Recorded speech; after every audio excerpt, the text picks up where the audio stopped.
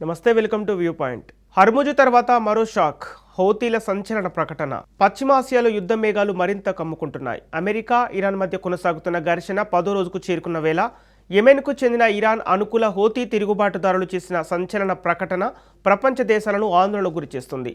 Saudi అరేబియాకు చెందిన వాణిజ్య, ఇంధన నౌకలపై నావికా దిగ్బంధం విధిస్తున్నట్లు హౌతీలు ప్రకటించారు.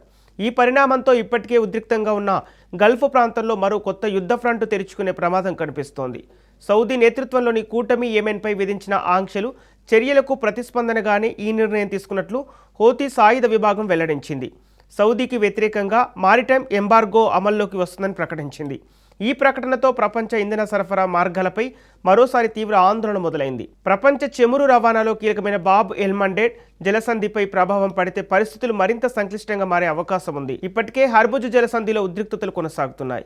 ఈ రెండు కీలక సముద్ర మార్గాల్లో అంతరాయం ఏర్పడితే ప్రపంచ చమురు సరఫరాలో భారీ కోత వచ్చే ప్రమాదం ఉందని నిపుణులు హెచ్చరిస్తున్నారు. చమురు మార్కెట్లలో కలవరం. హౌతీల ప్రకటన వెలువడిన వెంటనే అంతర్జాతీయ చమురు మార్కెట్లు అప్రమత్తమయ్యాయి.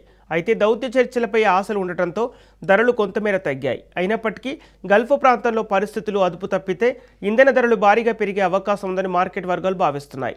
ప్రపంచ చమురు ఎగుమతుల్లో కీలక పాత్ర పోషించే సౌదీ అరేబియా రవాణా మార్గాలకు ముప్పు ఏర్పడితే దాని ప్రభావం కేవలం మధ్యప్రాచ్యానికే పరిమితం కాకుండా ప్రపంచ ఆర్థిక వ్యవస్థపై పడే అవకాశం ఉంది.